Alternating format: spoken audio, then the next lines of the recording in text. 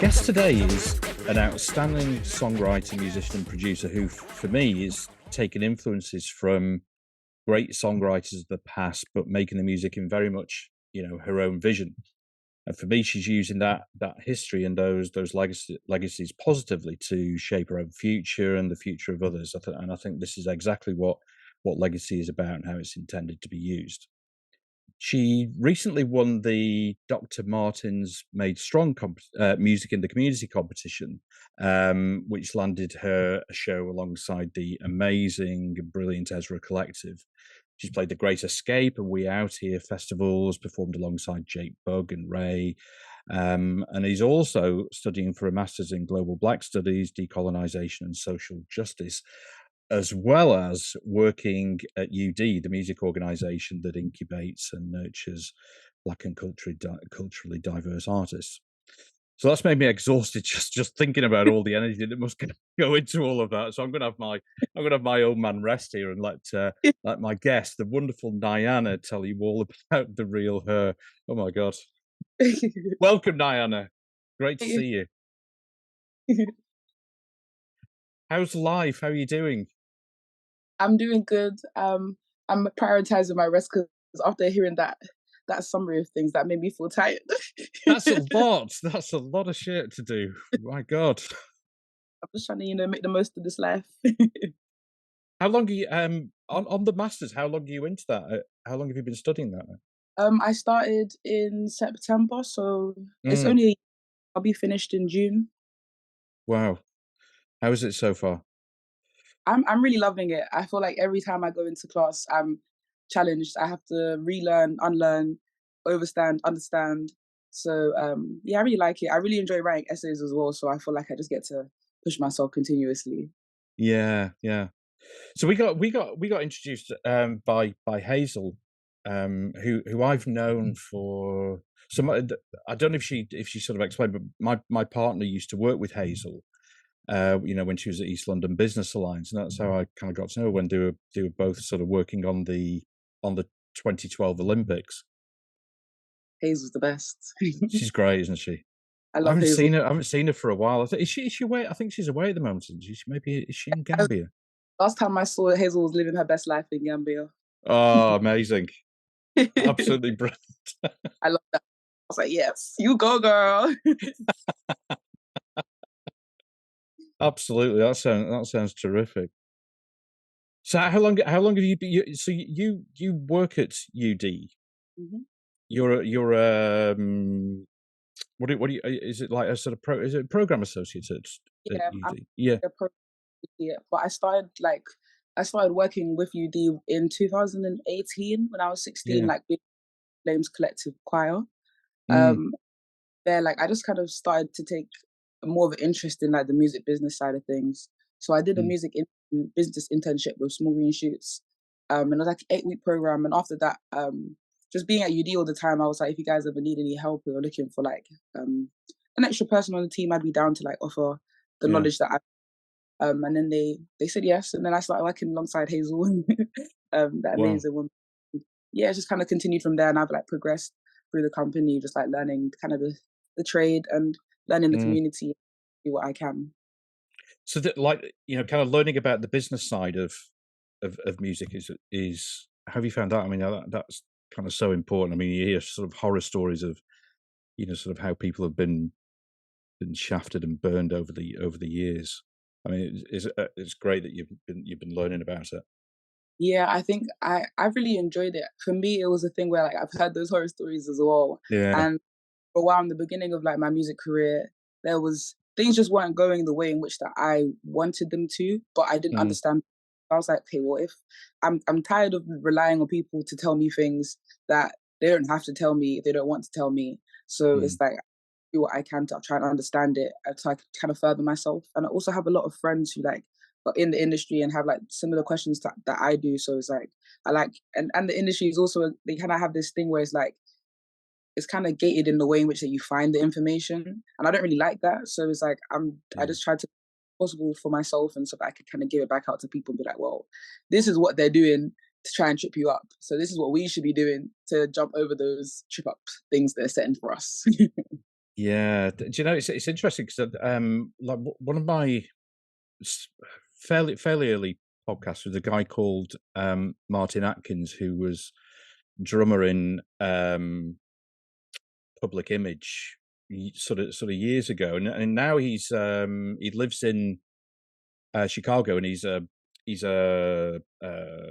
kind of lectures on the music business, you know, because he built up so much kind of knowledge and realized how screwed up it was, and that thing that you mentioned about the kind of like the gatekeeping of information as well. You know, he's tried to kind of like sort of break all that down because you know he kind of sort of, you know, people just can't find this information out. It's so That's yeah, that's yeah, definitely. That's one thing that I like about working at UD as well, because it provides the opportunity for like the community to kind of just be engaged in, because we do like different seminars and talks, so we have different industry professionals come in and kind of explain the different avenues of where they work.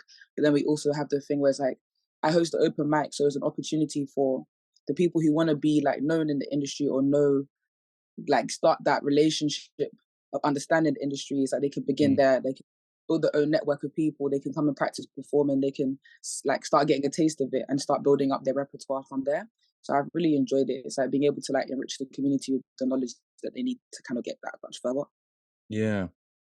So tell us about like you know, kind of like when you sort of first m- well, I suppose got into music, but also you know, kind of what sort of shaped you, you know, as a person now. You know, what were you kind of like, you know, either musical influences or just kind of any kind of big things that are sort of shaping who you are now. Um, I'd say musically, the I don't know.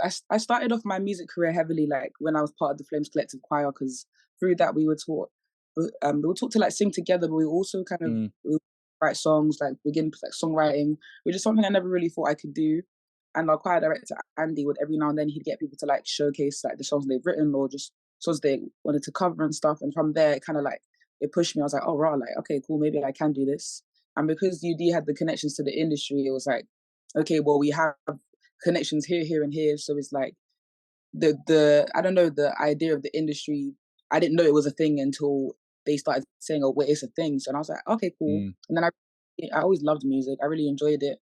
And the more I started performing with them, the more I realized I love to perform. And then yeah, I just kind of started. I've always been growing up around music. Like my family's like I have cousins who do classical music. And my dad has like played. He plays like hip hop, like reggae, like all of like he used to like be he used to DJ and stuff as well. So he'd always be playing tunes. My family yeah. always and it just kind of grew the more I started to develop. And I went to BIM for a little bit, and then obviously started put together a band and started gigging. And then from there, like just working with a band, I started to like develop my sound. Then I started finding jazz open mics and like live improvised nights. Started going there, and then from there just kind of took off. To be honest, because I started chilling with like some of the best jazz instrumentalists in London, and like just Wow. learning from their craft, and it then started to like you know bleed into my music and my sound. And then I started to figure out, I don't know, I just kind of started tapping into my culture. I went back to Trinidad and tried to like implement parts of that sound into my sound and try and tell my stories through the music I was making. And yeah. Wow.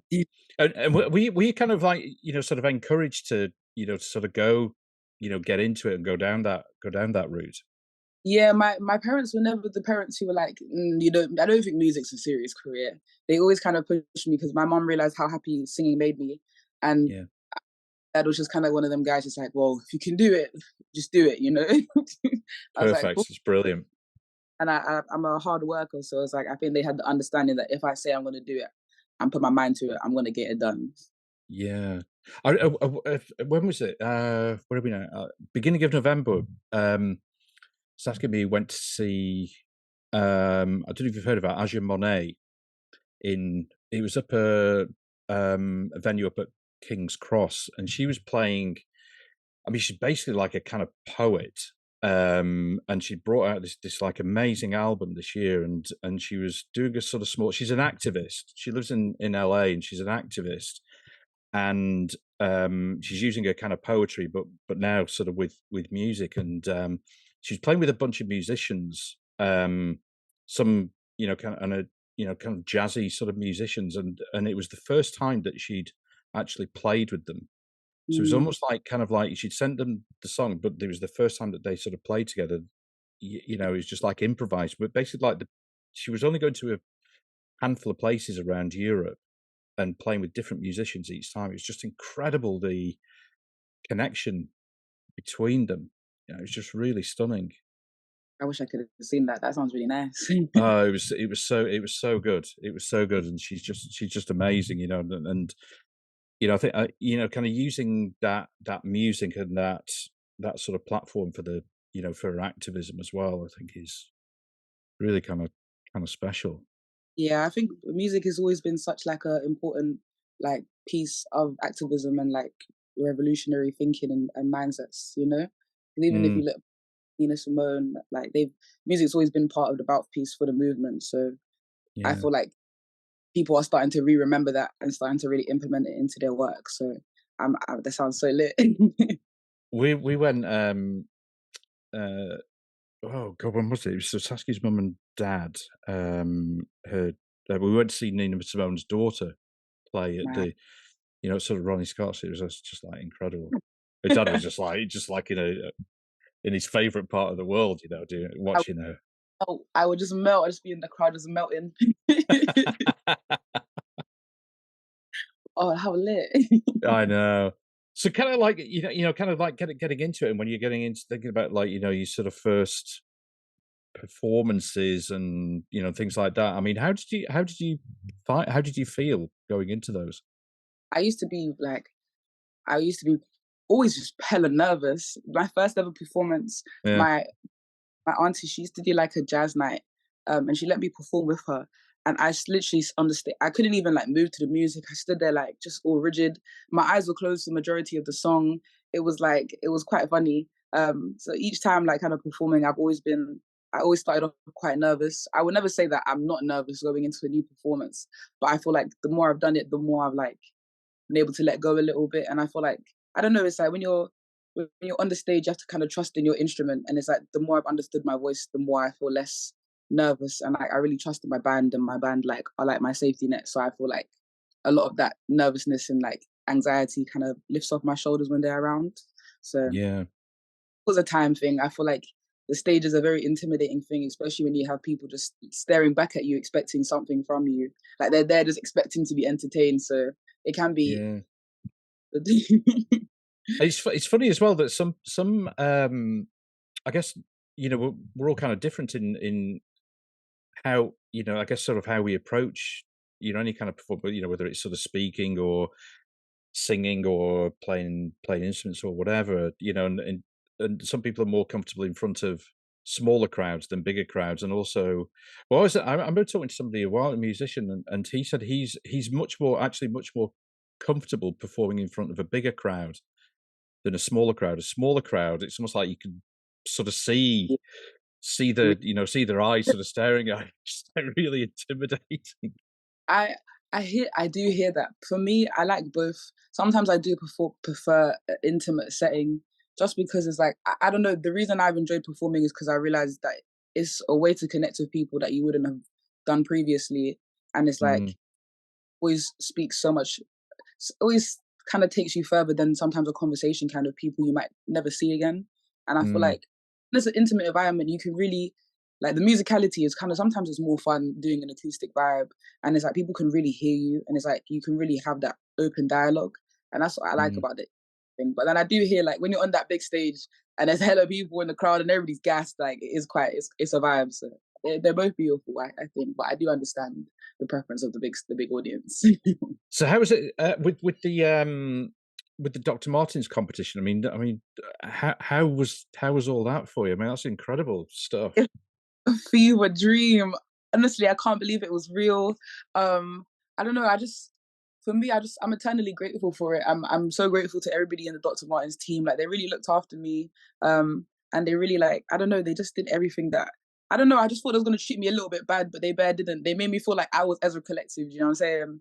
Um, Yeah, it was a beautiful day. It was a beautiful time. It was a beautiful experience, and it was just really nice to see like the audience actually take me in as well, because it's like I know everybody was there for the Ezra Collective, but the fact that people were still like took the time to listen to the set and like were still like approaching me afterwards and like they were vibing with it, saw people dancing and stuff, and I was like, yeah, yeah, yeah. I mean, that's kind of what it's for, isn't it? You know, you kind of get that sort of platform and that opportunity through your ability and and your talent. You get those sort of opportunities, and it's like, okay, I'm going to fucking take this. Yeah, it was crazy.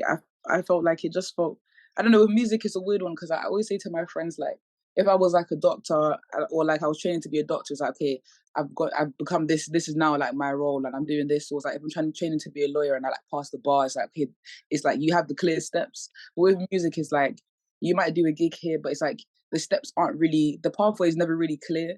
And it's like you'll have a really good week and then you'll have a really bad month. So it's like to be able to have the opportunity and even like that whole stage and setup for me to have, at the stage of my career I'm at, that's not really a thing quite just Mm, yet as an individual. And for me to have like financed that myself as well, it wouldn't have been feasible. So it's like to be able to yeah, have the early on in my career and have so many people, especially even on the Dr. Martens team, like believe in me and want to see me win. It was just like, oh, like I've been the hard work. It's like it's yeah. paying. It feels like, oh, maybe I am doing the right thing and I don't need to just stop doing music. Absolutely, yeah. I mean, sometimes I guess we all sort of need a little bit of that. I don't know, what do you call it? Sort of confidence building. Just it was like affirmation that what we're doing is we're on the right path. I guess, Yeah, it was definitely like, stay on this path. You're doing good. and that's brilliant. That's brilliant. So, I mean, with these things, I mean, are you do you have a kind of sort of vision, a long term vision, or are you kind of day to day, or just kind of short term? Let's see how it goes, and just I feel like in a weird way, I tried to adopt both mentalities. mm, I and plan like an idea of a structure of a future just for like the peace of mind that it grants me. I don't really, I would love to like go on a world tour, but I don't really mind if I'm not like the next Beyonce. The only thing that I kind of wish for my music is that it's able to kind of heal people in the way in which that they need to be healed. It's able to connect people in a way in which that they didn't know they needed to be connected. And I'm able to like allow the music to kind of carry me through and just provide for me in a way in which where I'm like not struggling through life and I can just kind of perform and have fun. But I'm also in the idea of like being in the present. It's like each day does come and it's like just seeing what each day brings, what opportunities happen, and how it can help guide me. If that makes yeah. sense. No, it does. It does totally. Yeah. I mean, I think these days, because uh, the world is just so complicated, and you never know what's going to happen. I mean, I mean, I personally, I mean, I always struggled with, if anybody sort of asks, what do you see yourself doing in 20 years? I'm like, oh, absolutely no idea. I cannot answer that. And it's weird, isn't it, that sometimes people take that for not having ambition or anything like or something like that. But I always disagree with that because it's just like there's something kind of instinctive, and I mean, I don't know how you feel about instinct, but as I've got older, it's become more important for me. Yeah, I definitely hear that. I think like going off what you were saying on instinct, it's like I feel like life will guide me in a way in which like there's a time and there's a season for everything, and it's like if my season of music ends and I go into something else, then it was meant to happen. I just, as long as the impact is a positive impact in each piece of life, then it's fine. And my mentor once told me, shout out to Luke Tippings, he once told me that like most people have like 5 careers throughout their life, innit? I was like, what? Like I've only had like one. So if it's 5, then what's next? Yeah, but I mean, I think that yeah, I mean, it's a good point though, actually, because I mean, I guess you've got your kind of studies and what's going to come out of that, and then you learn about the music business, working at UD. I mean, you're just kind of learning about so many different things and building up those different kind of skill sets, I suppose, and attributes and stuff like that. I mean, like it's funny, like with my dad, it's been a bit. I've kind of like crossed those time periods, I think. But like for my dad, for example, he was like, it was almost like, he went to school, worked, and then retired. That was the three sort of stages, or you have your kind of working career, whatever that looks like, and it's completely different now.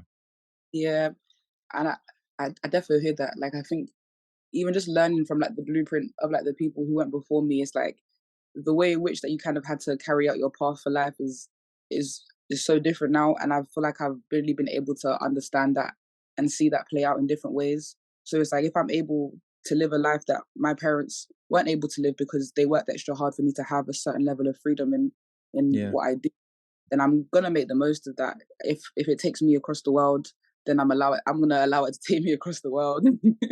Yes. Yeah, I'm not gonna, you're not going to say no to that. No, absolutely right. That. I mean, that's great. I mean, that's kind of what I suppose sort of read into into your music, and what I'd read about you, is that's kind of respect for what's gone and what's happened, what's gone, in the past, and using that to to help kind of shape you, and help shape your future and how you look at things, and also to inspire others as well. Yeah, I definitely. I've realized that, like, especially like in my studies as well, like I was saying before, like music has been such an important part of like just kind of evoking change and changing the mindset. So it's like if Mm, I could help part of that and along the way, like educate myself in ways in which to help enrich like the community and share knowledge or like different pieces of information that can help grow in certain parts, and the music is what gets it the furthest, then I would love to be able to use it as a tool to just kind of catalyze the change that we all kind of want to see, because it's yeah. crazy in the world, and it's like if you can at least create like instances or moments of happiness, it's like it's the energy you put out is what you can get back. So that's what I try to do. Yeah, totally right. Yeah, no, I completely agree. I mean, do you sort of feel that your, I don't know, like your kind of like identity is is sort of shifting, or it's kind of like evolving as you're doing new things, and learning stuff with your studies, and it's kind of like, Definitely. I think the more I've gone into like the jazz world and like improvised jazz, and the more I've like delved into like doing my masters. Through my masters has made me like I've had to kind of look at everything that I've known once and question all of it and kind of tear it down and start again. And through the music, I've had to do the same thing as well. But I've also had to like through both of them, I've had to look heavily at myself and kind of pay attention to that and tap into that and then see how that affects other people and make sure it's not a negative effect, if that mm, makes sense. And then like write on that and speak on that, articulate that, and try to be present in that. So I feel like I'm constantly changing. Day to day Nine is a different Nine, but hopefully a better version the next day. I mean, that sort of looking at yourself, has that been a difficult thing to do? Did you? Always, Oh yeah. always. It is a very difficult I thing. realized when you started laughing, I thought, this is a stupid question. Of course, of course. And, but I'm never gonna try and sit here and be like, yeah, like it's just so easy It's to be. easy, of course. Yeah. Nah, it's hard. It's a hard one, especially when there's so many traps like set in life for you to kind of be a horrible person or like get trapped in like bad mentalities or bad ways in which you interact with people.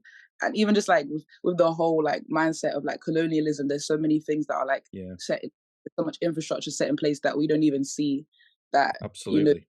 have to kind of think outside of, which is hard because you have to constantly be like reimagining things that you've been taught not to be able to reimagine. So it's definitely not an easy thing. And there's pride, there's ego. Like sometimes I don't want to let go of the things that I once thought were Yeah. right because I want to be wrong. Totally. Yeah. Yeah. I think you're absolutely right with that. I mean, well, kind of breaking down things that you've learned, that kind of sort of society expects, and this is the way to kind of breaking that down and almost like unlearning, what you've been conditioned is one of the biggest things around that people need to try and do. And then Yeah, your ego as well, of course. Yeah, your ego, and your from an individual point of view, your own pride and not wanting to be wrong. yeah. Especially in this music industry as well. I feel like when you're an artist, people expect you to. Am I allowed to swear? Yes, you are. Yes. I feel like in this industry, there's a lot of people that expect you to be a prick, are very comfortable with you being a prick, and are Mm, it kind of can they kind of lay things out in a way in which where it's like, if you're a prick, you probably will do better, because there's a lot of people who are just not nice, very arrogant, and are doing very, very well for themselves. And it's like that sometimes has become the standard. And it's like I don't find that comfortable. A lot of artistry is about yourself. It's like, oh, listen to my music, listen to my craft, the work that I've done, me. Even mm, like talking about me, like, you know what I'm saying? So it's like, it's that constant direction to yourself. So it's like, so I don't want to, there's so much more happening in the world than just what's happening in my world. Like, yeah, I put some music out, we've taken the moment to take it in, but it's like, okay, now what else is happening? Like, now let's, shift it, because it gets weird after yeah. a while.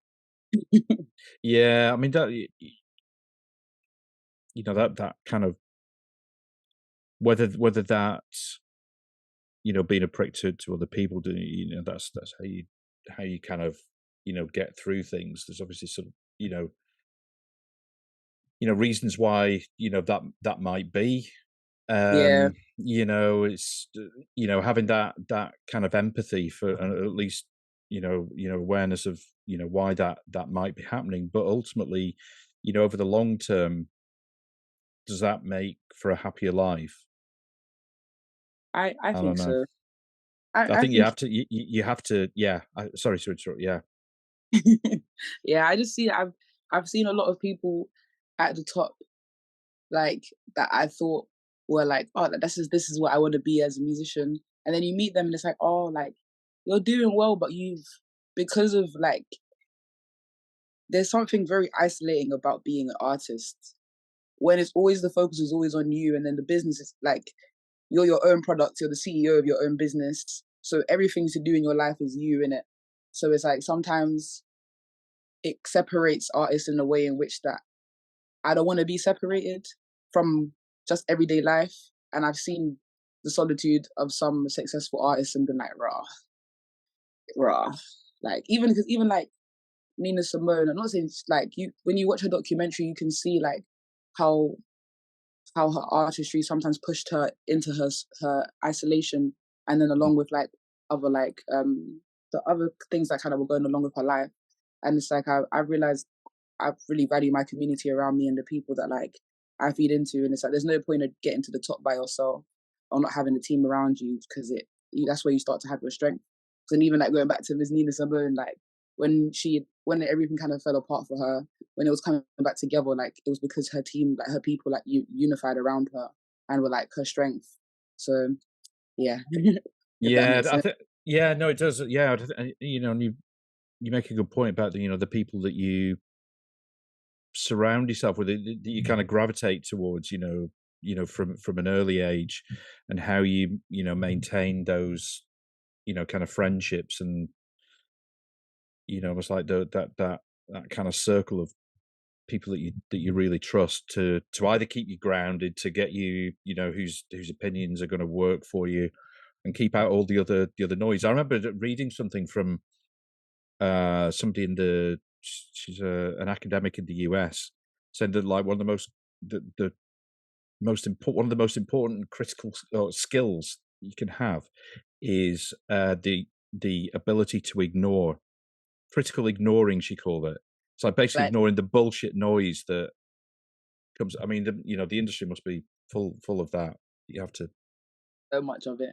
But it's because it's an industry that's based on, like, there's not really any objectivity, really and truly. Like, creativity is so subjective, but it's like it's a numbers game as well. So people tell you like what Mm, will work, or what work for Ed Sheeran, or like there might be pieces that work, but it's like it won't wholeheartedly work. So it's like whoever went before you and whoever you're the most similar to, even if you are as far away from that person as physically possible, they're still gonna try and pin you to like a likeness and be like, okay, well, Dua Lipa did this, so let's give you a song like this and try and, or there's a lot of like trying to shove you into a box because it's like, okay, cool, you're young, you're a black woman, let's put you in as little clothes as possible and shove you on the stage, and because that's worked for people before, in it. So it's like there's a lot of a misdirection, and then there's also like there's a lot of people who don't have good intentions as well, who, you know, they're just kind of playing around with people who make music. So, you know.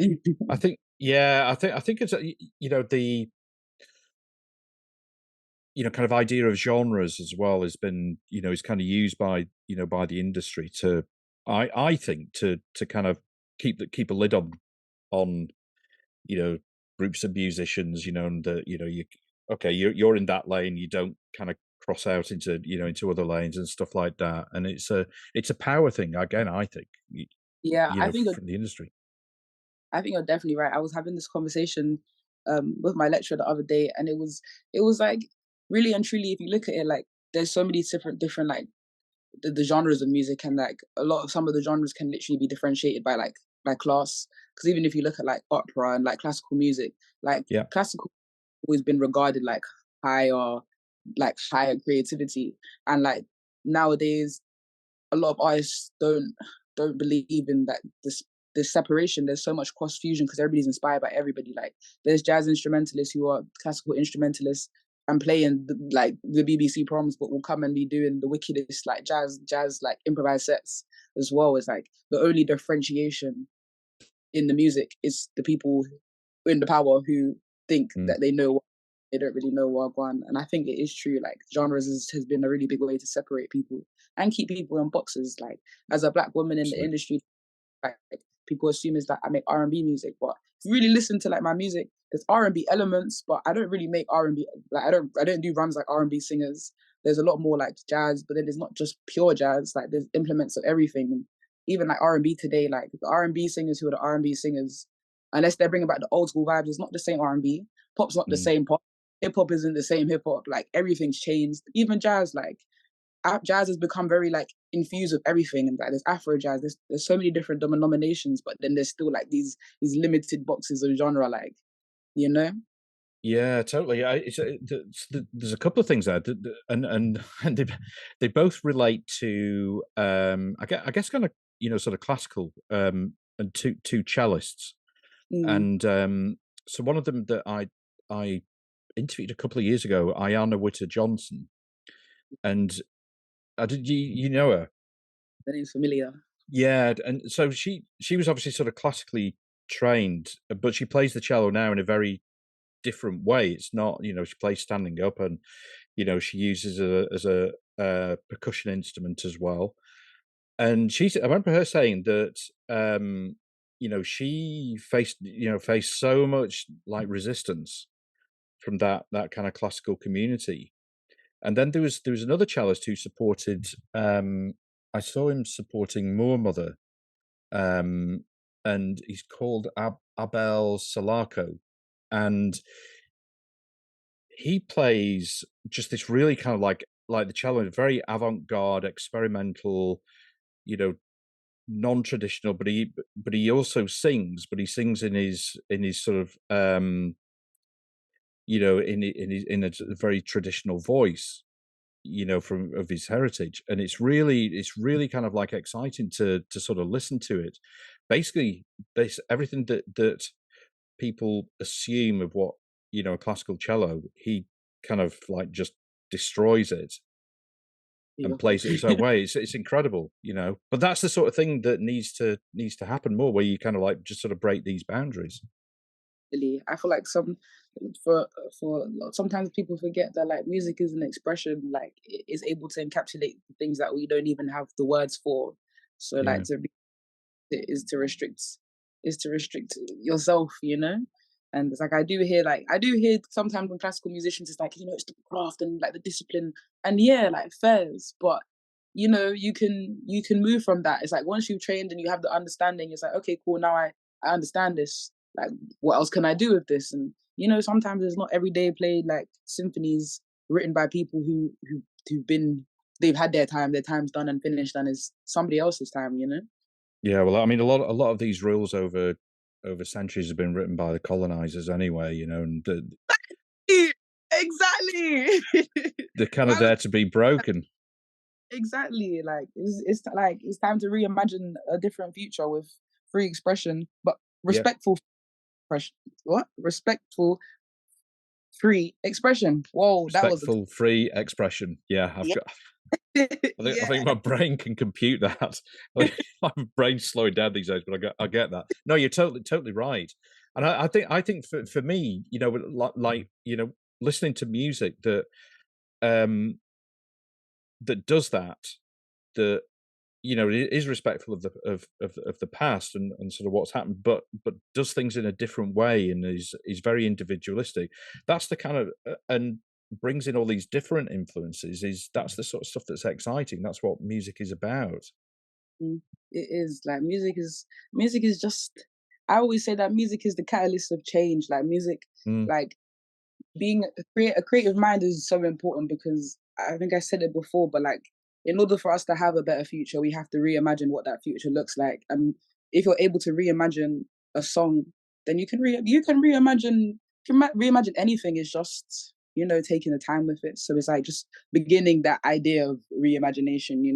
yeah. So this is an interesting one, like about how because you mentioned it a couple of times about you know kind of music being you know this kind of like agent of change and it's I completely agree. I and I think it's is it hard? I don't know. This is like a kind of open question. Is it harder these days because there's so much more um, availability of music's you know available to people through streaming and stuff, whereas you know years gone by perhaps wasn't. I don't know. It's I still think it is. I still think it's an incredibly powerful tool. Perhaps getting the message over and how the message is sort of delivered is more difficult. I don't know. I don't know. I hear you. I feel like in a weird way, it's gotten easier and it's gotten harder because it's like Mm, you can go on TikTok and everybody can hear your music, or you can literally you can go on Oxford Street and sing your heart out, and people will record you and put you online, and you can get out that way. And then at the same time, if you're releasing it through mainstream channels, it might get lost between everything. But I don't know. I don't know. I feel like there's obviously music with bad messages out there. There's music with good messages out there, but I feel like the messages that need to be heard will be heard in the places that they need to be heard and do what they need to do because I there's think. yeah, go on, sorry. I was going to say, I think you're right. Actually, that. I'm glad you brought that up because I think having that, it's almost like yeah, hearing the music in the by the right people in the right sort of places, you know, rather than trying to have, you know, perhaps kind of mass appeal where the music gets diluted, the message gets diluted a little bit. I always think the you know kind of targeted approach to the smaller communities, and I think that you know kind of smaller community actions everybody does their bit, it can all kind of help, if that makes sense. Definitely. And I think sometimes people think too broadly with it. It's like I need the whole world to hear my music. And so no, it's like as long as your brethren are vibing with your music, your family Yeah, are like that's enough for now if it's and then eventually like your auntie will tell her friend, and if your auntie's friend is vibing with it, then she'll tell her friend, and it extends like bit by bit. Nothing in this life is I feel like everything happens for a reason in it, and that if there's a message that needs to be heard, it will be heard and it will be passed along in a way yeah. which you know I was just thinking about you know how messages you know kind of get across in this sort of word authentic, which is you know does I know it does get overused. You know like people often sort of pick up on these words, don't they? And then like everybody's fucking using it, you know, and it's just like is that authentic, and it starts to lose its meaning. It's used in the wrong kind of context. You know what I mean? But I think I think if you if you go back to what it really means, it's pretty important. You know, and yeah, because how you know how you relate to you know your kind of current fans and new fans that you want to bring as well. yeah, because there's a lot of I feel like a lot of people misinterpret authenticity because they like they'll try to be authentically somebody else. It's Yes. like you want to. They try to like perpetuate lifestyles or perpetuate things that aren't real, but they Mm. haven't really realized the the the lack of reality in what's being portrayed in the music. I think as long as you're speaking on, I don't know, like just speak on your truths in it. But if that makes sense, It yeah. does. No, it does. Yeah, you're right. You totally have to do that. And I think more and more people are kind of looking for that in their lives. People that they can kind of relate to, and it's like, okay, well, I'm not saying it's an easy thing as well, because it's definitely like I literally was writing a piece about this the other day, but it's like our generation is so overstimulated with so much that's happening. It's like it's easy to think that an idea or a thought that you thought was your own thought has kind of been pushed in there from how many other videos you've seen on TikTok or just on the TV or in the background in something. So it's like I'm not saying it's an easy thing, but I don't know if like I think through. That's why like I focus on just trying to heal in it, like as if I can force as many, not force, but if I can engage or initiate a conversation that allows people to take the time to just kind of sit and be like, oh, but what do I think about that? It's like, okay, I yeah, keep getting told X, Y, and Z, and I've been saying X, Y, and Z, but what does X, Y, and Z make me feel about X, Y, and Z? As long as I can like just start that thought process, then I feel yeah. like people can run with it. Do you think that kind of people think for themselves a lot of the time, or do you think that those kind of influences? Because, like you said, you're totally right. Those sort of influences are buzzing around you all the time, and it's always in your face. So you would think, in a way, it's harder to think for yourself, but if you can switch off from that, then that's hugely rewarding. Yeah, I think me, I can't speak for everybody in it because I don't know what's going on in people them's head. But Yeah, yeah. personally, my own, even just from like studying, like um, a lot of my own thoughts, I've realized I haven't really been my own thoughts, and Mm.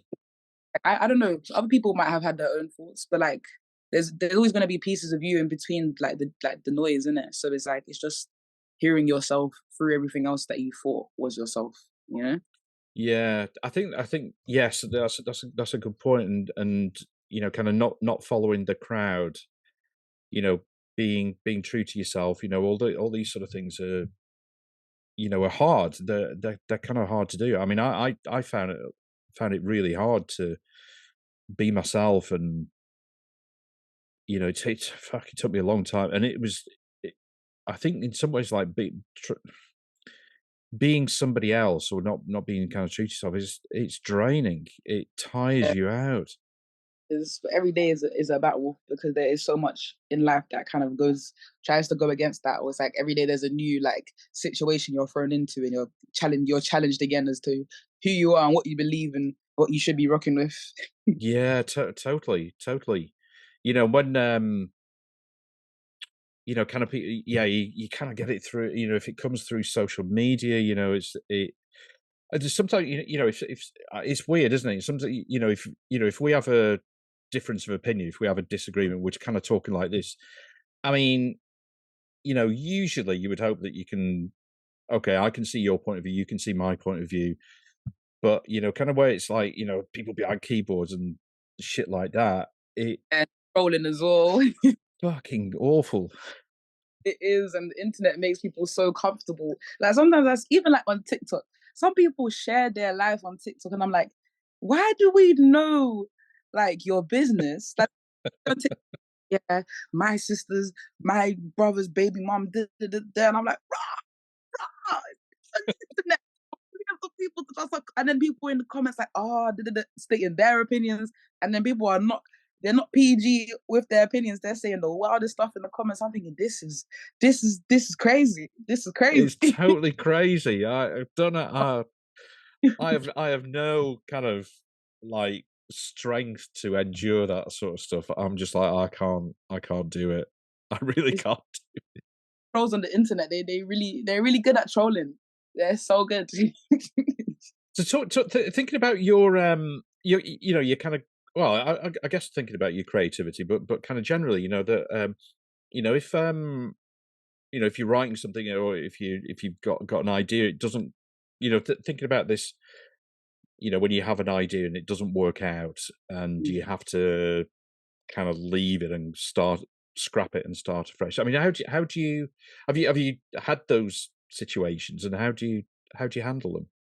I had them plenty of times. I'd say in the beginning, it was just deep frustration because it's like, oh, why is this not working? I don't understand music enough. Maybe I should just stop. But nowadays, it's like, I'm just like, okay, cool. Like, it's not by force. Like, some ideas, there was a song that I was going to put on. I'm currently working on the live album. And we kept playing it with the band. And I was like, change the tempo. And I was like, maybe we need to work on the chords. And I was like, maybe the guitar needs something else. Maybe it's the Mm. bass. Maybe I should just change the whole key of the song. And none of it was really like sitting. And I was like, do you know what? Yeah, like, it's actually fine. Let's just release this song. And the lyrics, I'm still vibing with the lyrics. So maybe it's a thing where I come back to them. And I just think that, everything that I've ever worked on can be either be recycled and put into another song, or like elements of it can be taken and used somewhere else. So it's like, it's not trash. Like, Yeah, it's a sign of my failure. It's just a piece of progression and a piece of the puzzle that I might need a little bit later, or I might just have there and be like, oh yeah, that was an idea, and I could grow from that idea, like, and build something from it that I never even thought I could have built from a little piece of something that I thought was a mess. I remember, talking to a songwriter and producer, and he said that he had just like basically like file after file after file that he put in this sort of folder, and he just called the folder dog shit. It's like, this is never going to see the light of day. He said, but he said, honestly, I found this file, I'd forgotten about it, and I went back to it. I don't know, maybe 6-7 years later, and he listened to some of them, and he was like, do you know what? Oh, yeah. That's not that bad. Yeah, because even sometimes like, you're your own worst critic, and it's like, especially with like creativity, like I feel like with creatives, you put pieces of yourself into the music, and it's like if you're not enjoying it, it hurts even more because it's like, oh, like this part of me is shit. Yeah, I'm, but sometimes because you're just like, and it's staring back at you, you're staring back at it, and it's a constant like, it gets to the point where it's like you can't see the beauty in it anymore. Like, totally. so sometimes you just need a second pair of eyes, because even like my friend makes me do this thing where it's like when I get stressed out and I'm like, oh, there's more to do, there's so much I have to do, she's like, okay, well, how about you write everything you have done that has contributed to where you've gotten now, and look back on that. And it's like sometimes just taking a step back and like having somebody else look at that as well and give you a different perspective, it can just make you realize, okay, maybe it's not straight. Do you ask for kind of like opinions on some of your ideas? all the time all the Yeah. time If it's live band stuff, then I have the whole band and I'm like, well, what do you guys think? Even when we play a song at the end, whenever we do a rehearsal, I'm always like to the band, do you guys have any questions, worries, fears, suggestions? And it's like whatever they feel, because it's like I don't want to be the person in the band who's like, we're playing my music, it is my decision. Like, I feel like everybody is in the band because everybody's so talented, and it's like I know they have an ear that can offer and lend to something better than I could even imagine. So I always Mm, listen to whenever I do like recorded or like produced tracks, I'll play it for them and be like, "What do you think of this?" Because more time we're gonna have to play it live as a band anyway. yeah, And then so like my friends, the ones that don't make music are like they understand musical. Everybody consumes music. You know what I'm saying, so it's like if my peoples are vibing with it, then I'm vibing with it. Then it's like, okay, then I know they're my audience. So it's like, okay, cool. I need to get their opinions. Do they think this part sounds right? Because I wasn't quite sure about this part. So yeah. what if you get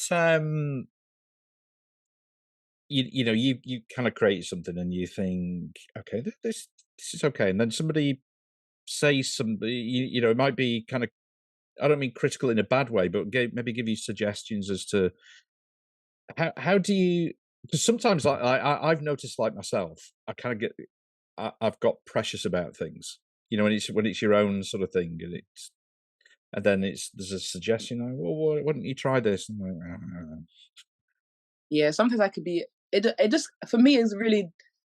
It depends on who it is and what the comment is, isn't it? Because it's true. like if if it's like a non-musical friend and they've tried to like make a comment on like the chord progression, and it's like, I know that chord progression is in there because it harmonizes with the guitar, and the guitar then that harmonization lines up with the bass line in a way in which that leads to the melody line, then I'll be like, I hear you, but let me explain it to you from this angle. Then I'll have like a conversation where it's like, this is why I've done it. And if they're still like, it just sounds bad, I'll get another opinion. But if it's a thing where it's like, oh, that lyric don't really make sense, I'll be like, yeah, I do hear that. So like, it's more, for me, it's more like, it's an open dialogue, because it's like, I feel like for my creative, I have intention with it. And it's like, if that intention isn't being understood, or is not even, you can't see it at all, then I'm an idiot if I ignore it. Do you know what I'm saying? Absolutely.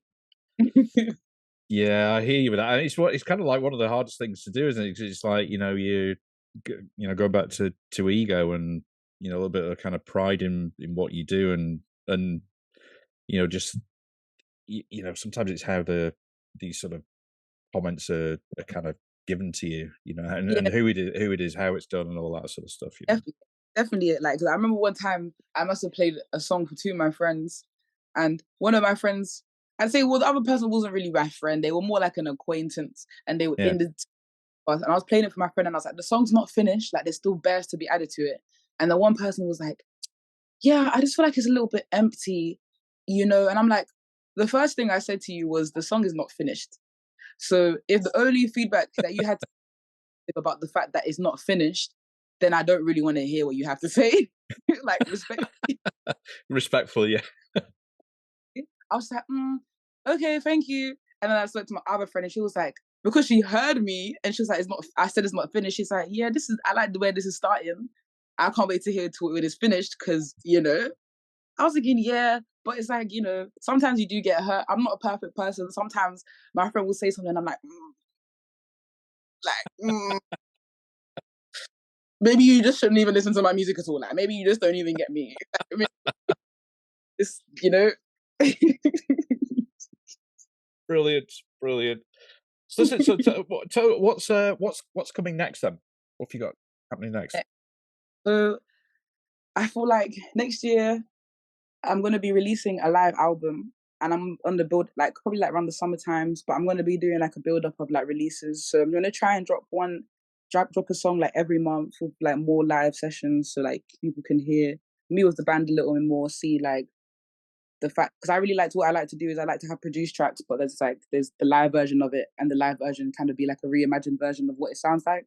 So it's always the live version, the live session you just released is superb. It's really great. Thank you. It was a lot of fun to do.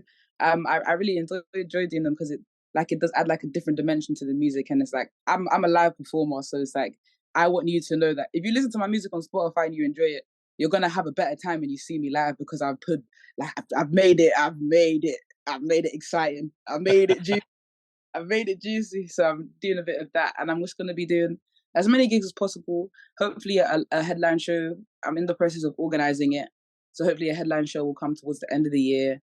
But just constant music. The festival season's coming back, so hopefully I'm gonna be hitting up some stages. And I'm also going to be going to LA for a bit to finish off some projects. So yeah. Amazing. That's really amazing. That sounds so good. I'm really pleased for you. It's brilliant.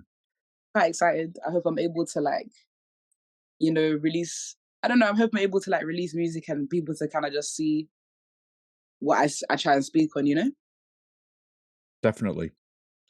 Nayana, thanks so much. It's been great talking to you. Honestly, thanks for taking out the time on your day of rest as well. Thank you for having me. I've really enjoyed speaking to you.